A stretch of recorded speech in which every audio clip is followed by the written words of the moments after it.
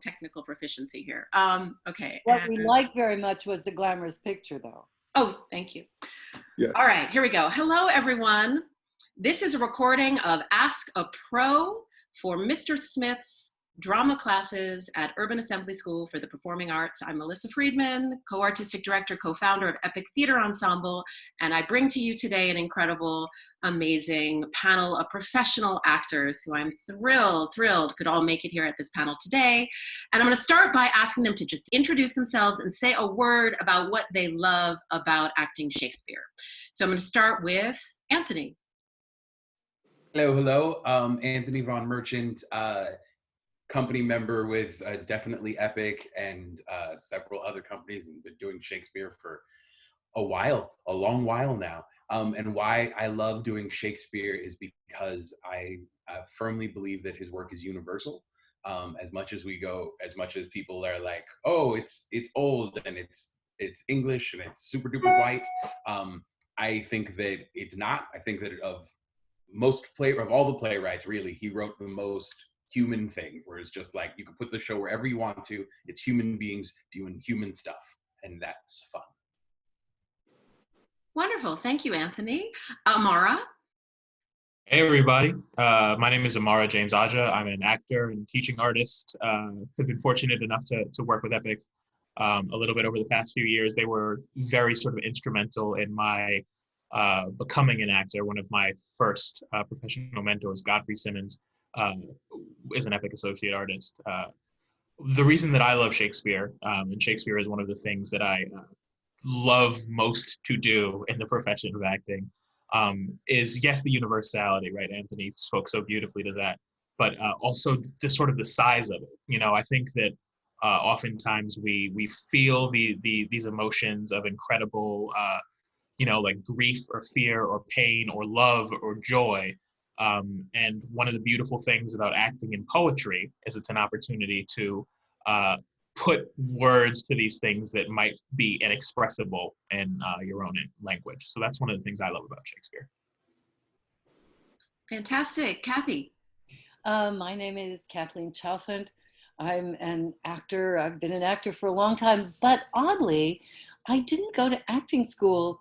So the very first Shakespeare play I ever appeared in was Henry V in the Park in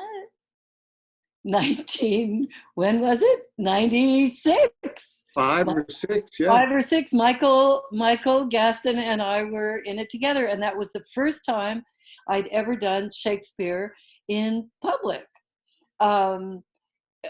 It was the beginning of a great love of Shakespeare, and the thing that I love about Shakespeare, also all the things that Amara and Anthony have said, but I love the way it sounds and how much fun it is to say, and how you find the language, because he was inventing English, and it was alive in the way that English is today in America, in all over the world. But it has a lot in common.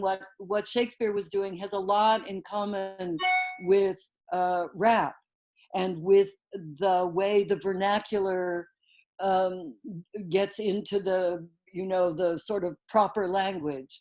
And finding that when you're doing Shakespeare is always such a joy to me. Awesome. I love that. And Michelle.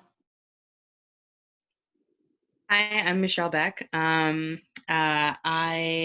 have been working with Epic since 2015, when I was in Measure for Measure with Melissa, who also directed it. It was amazing. And my first Shakespeare play, I actually was like in the 4th grade, and I did the summer program, and we did Comedy of Errors, and I played Dr. Pinch, and I had no idea what I was saying or why I was saying it. It just totally felt like an alien language. And then, when I was in school, I studied it more and more and more. And then over time, I've obviously come to understand what I'm saying when I perform Shakespeare. But I think the thing that I love about it so much is actually like how personal it is, and how personal the language is, because each word has such can have such like a specific meaning to you and who you are. And like, yes, we have like the general definition of what a word means, but like how the word truth hits me and my experience with truth is going to be different than your experience with truth, and how you identify that word, and the images that come to mind, the sounds, the smells, the history of that word for you. And so I guess that's the thing that I really love the most about it. And Michael. Hi, everybody. I'm Michael Gaston. I think I was introduced to Shakespeare by somebody who didn't like it very much. And that was probably, I was early in high school, and I think it was Julius Caesar was the play, and it was just something we had to read. And of course, so it just made no sense, and it seemed incredibly old and threatening and useless then. It's become the thing I like the most from a literary standpoint, probably more than anything else that I've come in contact with in my life. Kathy and I did a show together in the park. Some of my favorite, deeply, profoundly favorite experiences as an actor for 30 some odd years have been doing those plays. My first job out of school was in the park, understudying Morgan Freeman in Taming of the Shrew, a Wild West version of it, with Tracy Ullman and Helen Hunt, and just watching, as I got to then for the first time, prose, real prose, break it down, and how they did it, and the sort of workmanlike way they got themselves into that language.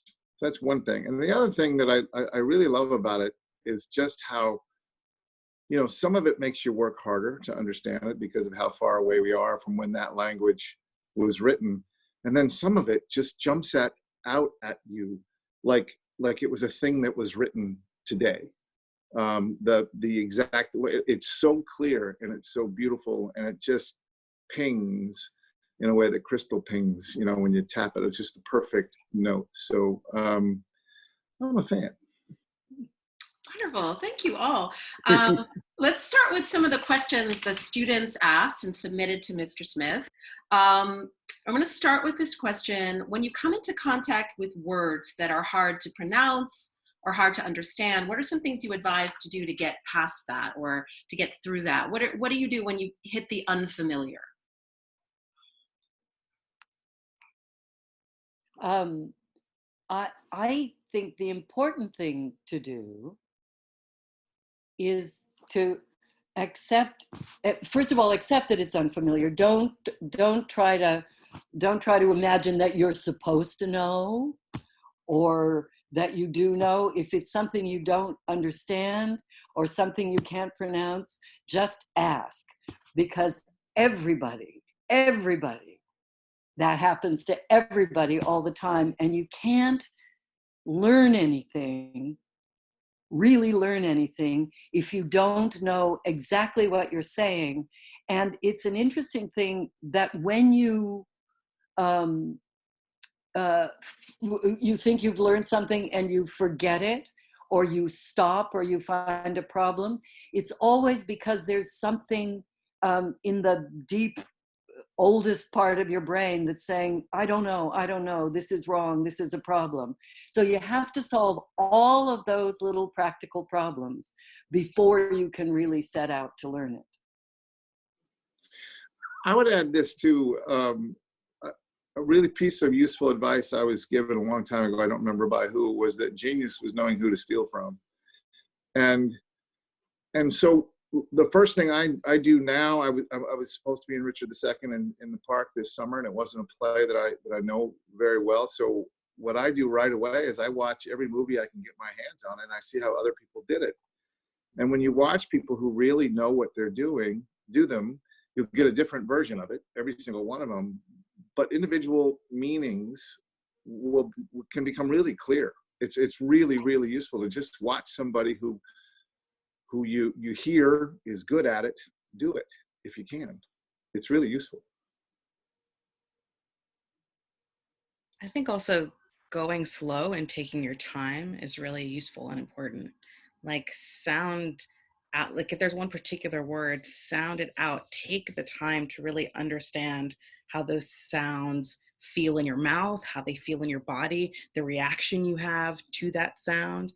I mean, S is one of like the most, I think, powerful consonants because it just like always goes up the back of my spine whenever I hear a word that has a lot of S's in it, like success. It just like gives me so much energy when I hear that word. So I think like exploring it on that kind of micro level is really useful too.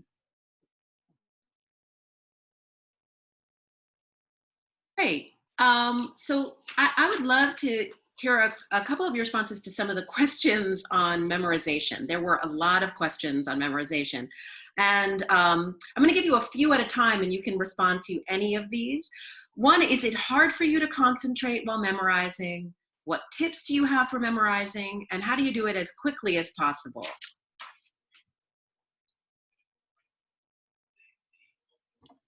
Yes, Michelle. Memorization is really hard. It is both the hardest and the easiest thing to do.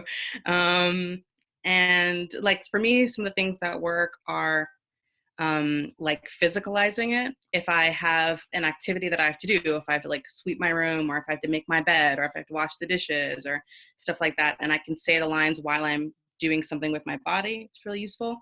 Sometimes I like to dance, so sometimes I'll make like a dance with it as well, and that's really helpful. Yeah, I think also like so similar to the thing that I was saying before, it's like for me also really slowing it down, like each word helps me, my mind, like build those connections from word to word to word. Yeah, all of those things. I think that, well, first of all, I don't know if Kathy feels this way, but it has not gotten easier the older I get. And it was easier when I was younger, but it was never easy.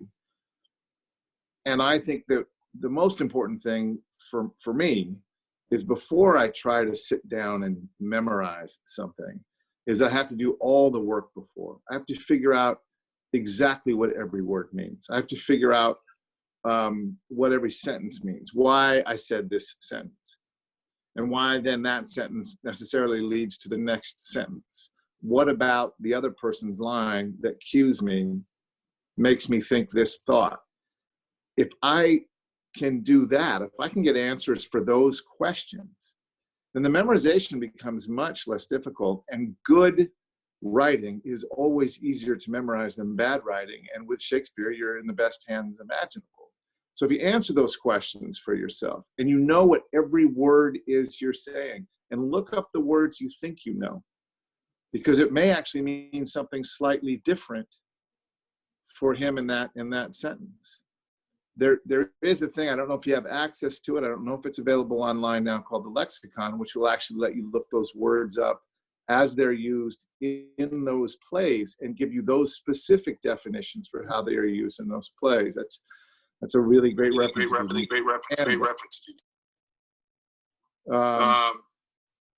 I'm hearing myself now. I'm backing up. Anyway, that's really the main thing I want to say, is that there are all sorts of things like dancing around the house or connecting them to certain movements. But I think once you do all of that work first, which sounds like maybe a lot of drudgery, but if you do that work first, the sort of straight memorization stuff just becomes easier and happens a lot faster. And we'll stay with you. I'm curious, I'd love to hear more responses to this, but just with a show of hands, how many of you do any kind of recording of lines and listen to them? Okay, and how many of you write your lines out? I record them, but I record the other person's lines. I don't record my own. Other techniques that you use, because I know I can't listen to the lines or even the cues of the lines. That doesn't work for me at all. I rewrite them like a crazy person in notebooks over and over and over and speak them as I write, and then move to the things like what Michelle was talking about activities with the lines and that kind of thing. Anthony, you had something you wanted to add? Yes. First, yes, definitely, yes, and totally to what everyone said before. Especially knowing what you're saying. It changes with how you learn, and this is a great opportunity to really break down how you learn things. But for me, I agree wholeheartedly that like if I don't know what I'm saying, it will never. There's no way that I can learn it. If I don't know what I'm saying, it's just random words strung together. I have the same chance of memorizing pi. It's just stuff. It's just like 3.14 number, and it has no meaning. It's just stuff. So knowing why you're saying something, what you're saying is crucial. And then learning, like getting into how you learn. Because we know we're talking to students, I'd say, don't give yourself a deadline like I'll be memorized by Thursday, because you won't, and your mind won't work that way. Go back and give yourself manageable goals. Like, all right, I'm gonna have this much done by like Tuesday. Okay, cool. And then keep coming back to it and be like, all right, so on Wednesday, you're like, I have the thing that I memorized, and then keep going. Also, for me personally, I only have but so many good hours of memorizing in me, I only have but so many useful hours of doing anything in me. So like I can give hardcore focus for like 2 hours. Now that means that I have to be honest. I need to turn off my phone. I need to turn off the TV. I need to turn everything off and be like, I am dedicating 2 hours, 2 honest hours to this.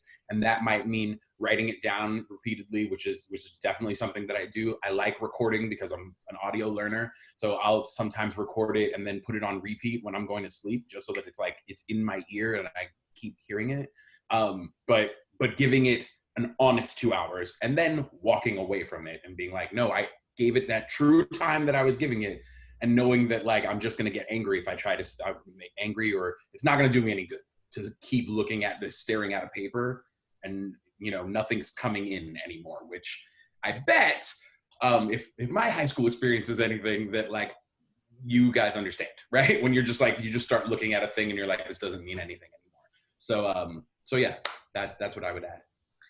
Oh, awesome. Amara? Yeah, I mean, I'm in total agreement with everything I've heard. I feel like the thing that is most resonant for me about memorizing lines is that a lot of little bites at the apple is going to go way better than a cram session.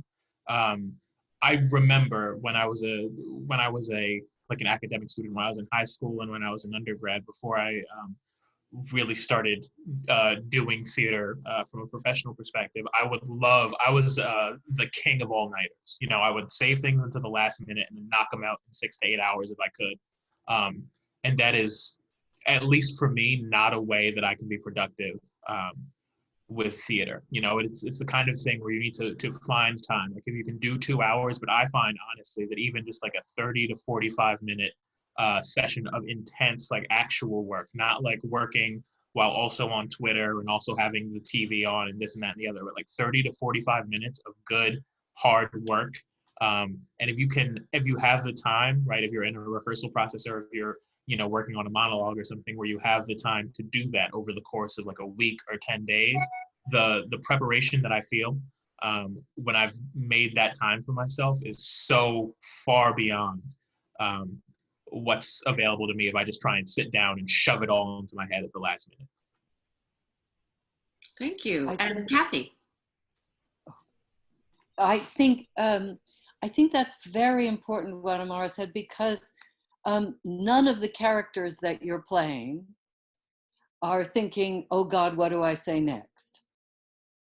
And if you don't have the lines inside, no matter who you are, that is the first thing you're playing.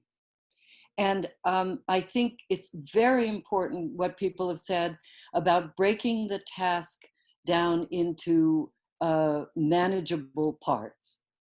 Give yourself less than you think you can do.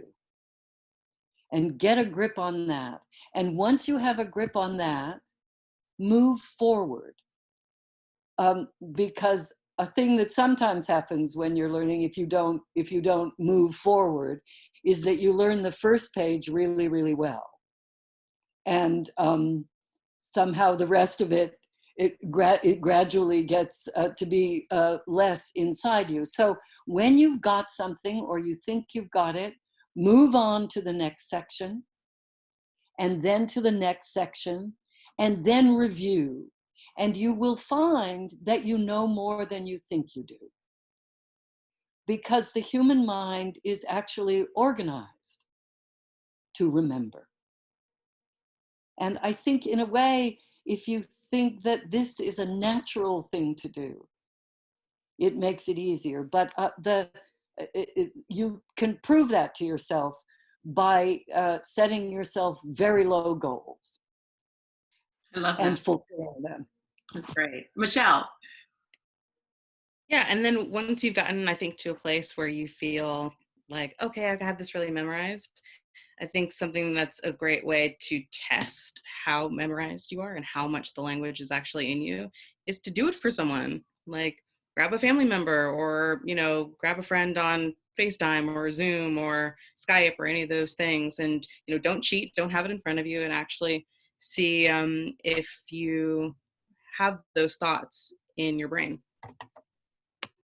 Awesome. Amara, you want to add something? Oh, no. Oh, sorry. Great. That's awesome. I do. I want to add something. Okay, great. Just adding to what Michelle just said, because there will come this moment where you're like, oh, I have it memorized, and you're wrong. You're wrong.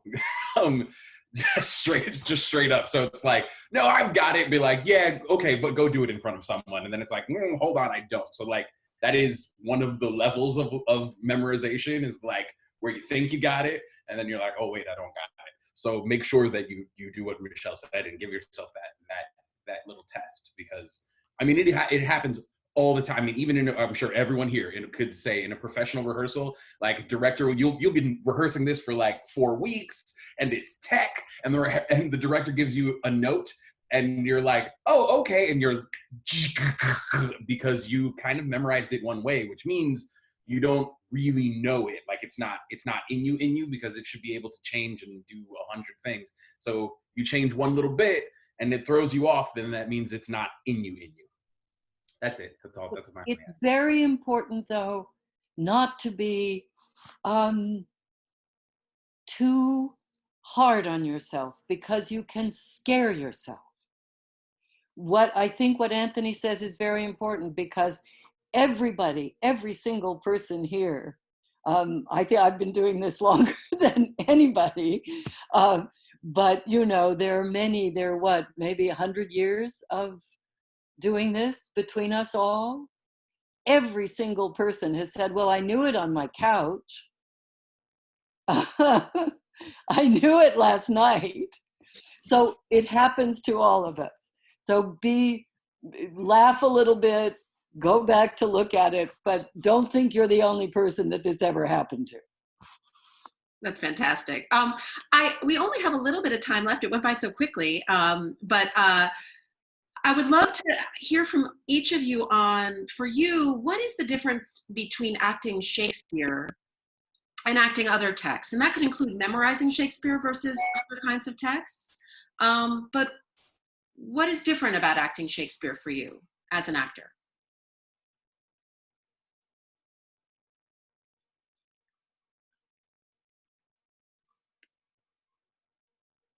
Michelle? Well, something that, I mean, there's so many things that I feel are similar, because you're still trying to figure out why you're saying what you're saying and how you're going to go about getting that thing that you want. But I feel like there's one thing that's different, and that's so Shakespeare is written in iambic pentameter. The verse is written in iambic pentameter.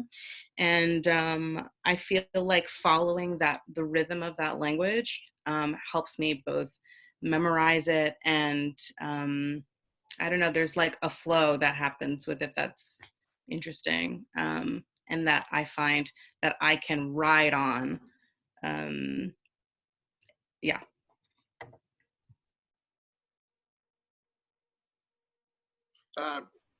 Great. I think the reason that I hesitated so much with that question and didn't have an answer right away was because I don't see that many differences, really. I mean, there are certainly challenges because the language isn't just automatically what I understand.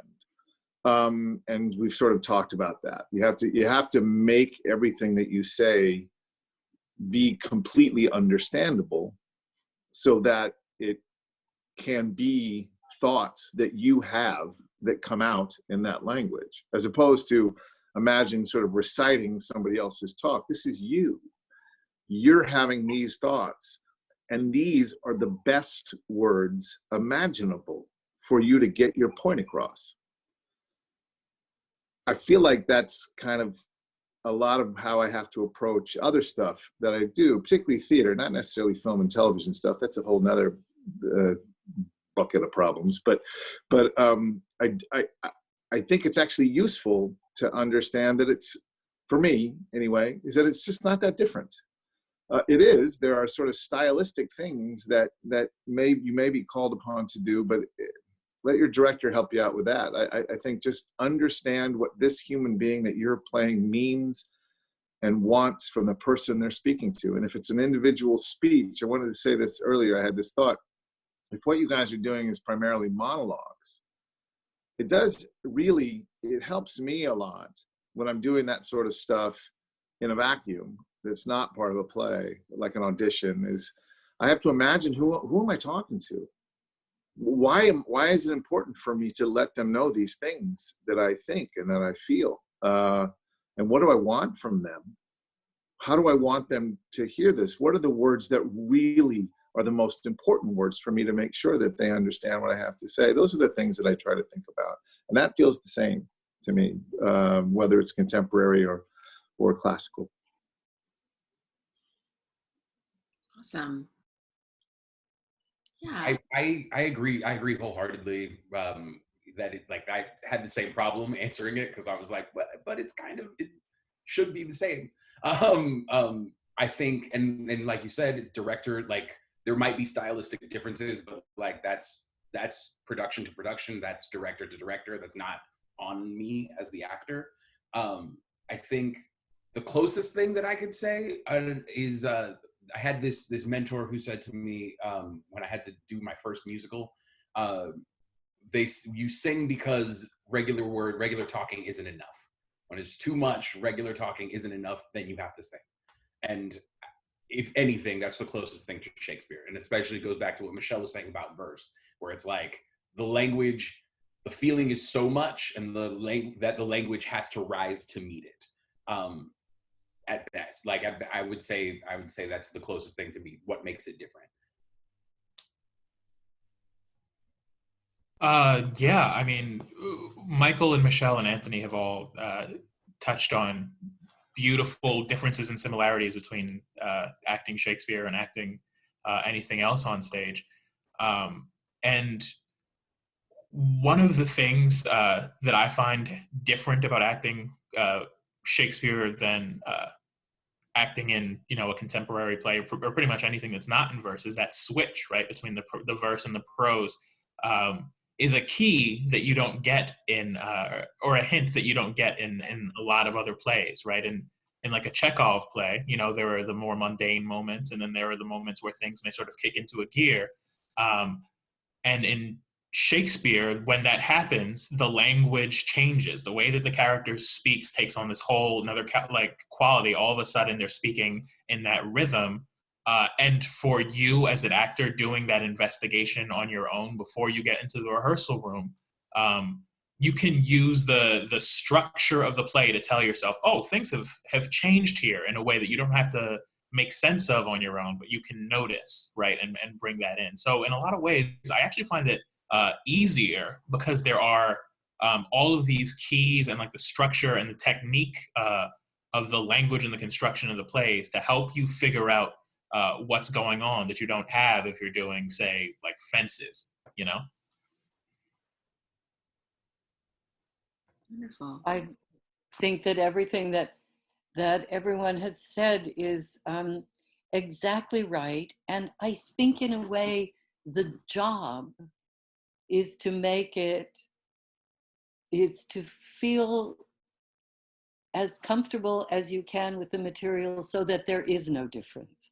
So that in the end, you're doing what Michael said. You're figuring out what it is you mean to say, who it is you're saying it to, and why you thought you had to say that.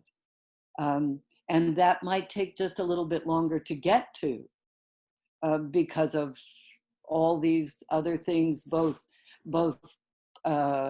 positive hints, the kind of thing that Amara was talking about, and whatever translation or research or you have to do to be certain you know exactly what you're saying.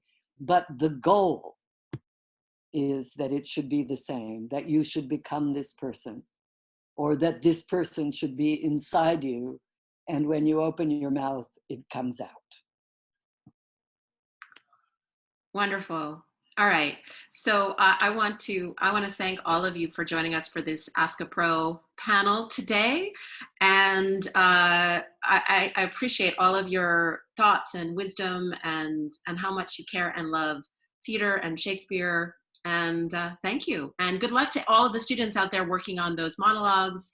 Remember to have fun and to manage small pieces at a time and to be good and kind to yourself as you're working. It's called play for a reason. It's called play for a reason.